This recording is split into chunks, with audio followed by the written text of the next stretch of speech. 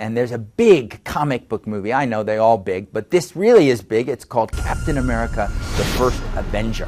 And it stars Chris Evans, who you also remember from playing Johnny Storm, the Human Torch in Fantastic Four. Well, Chris will be with us in just a minute to tell us about Captain America. But first, let's take a look at Chris Evans in action in Captain America, the First Avenger.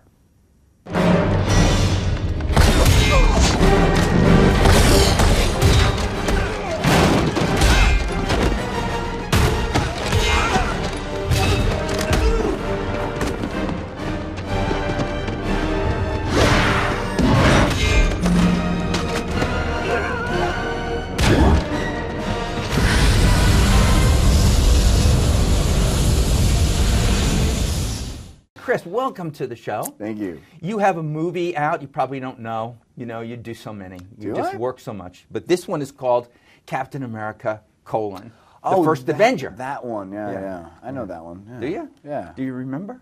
It was a small part. I worked a couple days. Worked a couple of days. Yeah. So I'm going to start by asking you, in the most concise manner possible, to tell those poor souls that they don't know what a Marvel comic is. They never read it. This is the First Avenger. Yeah. Your guy, Steve Rogers, he's not the Second Avenger. No, he's the first. I don't even know who the Second Avenger is. And who cares? Yeah. First Avenger, I really care about. So who is he? Who is this guy? He's a guy, he's living during the time of World War II. He's got a laundry list of ailments, shortcomings. He can't enlist. He's tried multiple times in multiple cities, lied on his application form just to have multiple chances. And every time he gets it's 4F, scheduled 4F, unfit for service. And he's discovered by this doctor, Dr. Erskine, played by Stanley Tucci.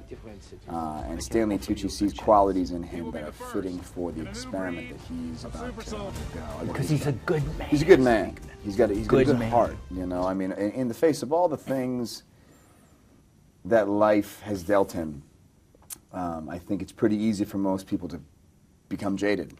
He's fallen victim to none of that. You know, he still chooses to do the right thing because it's the right thing to do. And he's an incredibly noble guy. He's got good values, and he's not doing it for people to see and for people to say good job and to give him praise. He's doing it just because it's the right thing to do. When you brought a 90-pound asthmatic onto my Army base, I let it slide. I thought, what the hell, maybe it'd be useful to you, like a gerbil. Look at that. He's making me cry. Hodge passed every test we gave him. He's big, he's fast, he obeys orders, he's a soldier. He's a bully. You don't win wars with niceness, Doctor. You win wars with guts. Grenade!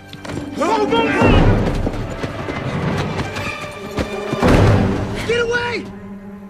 Get back! Dummy grenade. Is this a test? And yet, while you're playing Steve Rogers, you are a 90-pound weakling. That's right.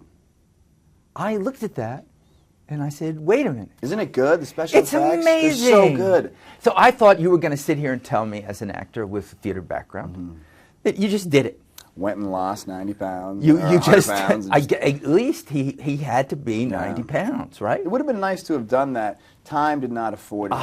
But it wasn't just about the weight. And when you see what they did, I just saw this great behind-the-scenes thing they're going to put on the DVD. They didn't just make me skinny. They you know, shrunk my frame and took out my jawline and made my cheek. You know, there's certain things that just it was structurally based. My skeleton was smaller. So no matter how much weight I lost, it wouldn't have achieved what they were looking for. Rogers, Steven. Just give me a chance. Sorry, son. I'm saving your life. So I was pretty adamant about being, listen, this has to be me. And they did some tests and samples, and they ended up finding a way. It's unbelievable of shrinking me down. I mean, I'll watch scenes, and you can see, you know, my body will be moving, and it's my body making these movements, and they just scaled everything down. It's really like nothing I've ever seen. Also, with this is a Marvel comic book, so if it's a hit, there's got to be more. There'll be more. There's got to be more. There'll be more. So you have to sign a deal for, and the Avengers. Yeah. Are you in the process still of making? Oh yeah, we're halfway through. Yeah. So you've got Iron Man, you've got Robert Downey, Yeah. you've got Chris Hemsworth, and you've got Thor there, Yeah. and you've got the Hulk, who has morphed Yeah. from Edward Norton into Mark Ruffalo. Ruffalo. Yeah, I just think that these are amazing. Yeah. Does this make you anxious when you feel that maybe there's, how many movies are you contracted to do? 6. 6.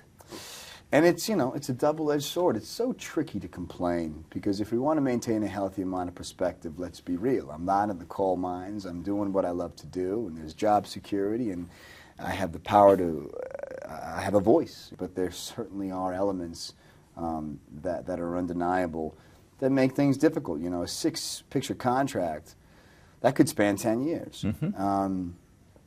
And I really don't think anybody could make a decision for the next decade of their lives. There's an endless list of possibilities that could make me in my future, in search of happiness, not want to do this anymore. And too bad. The good thing is, the great thing is, luckily when we come to the Avengers, I'm surrounded by people with experience, intelligence, and a willingness to help. Downey and Ruffalo and even Scarlett, who's younger than me, but wildly experienced and seasoned in this world, have great advice. And these guys have a way of helping me unplug and bring me back to neutral, and it's incredibly helpful. Who's given you the best advice on who you are?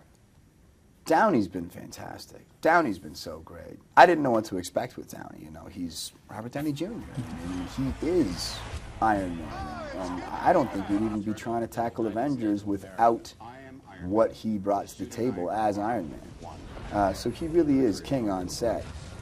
And I didn't know how that was going to go. It could not be going better. I really can't say enough about him. He is the nicest guy in the world, and he's so supportive. And he really understands what I'm trying to tackle right now. And there was a piece of advice he gave me the other day, and it's a quote that's been said 100 times. It's even virtually, it's somewhat cliche. But I was asking him how he's navigated the obstacles that have been presented to him over the past 5, 10, 15 years. Some have been harder than others. And he kind of looked at me and kind of smiled, and he said, "Chris, this too shall pass." And we've all heard that before, but coming from him for some reason landed in a different way. It just meant a little more. It was nice.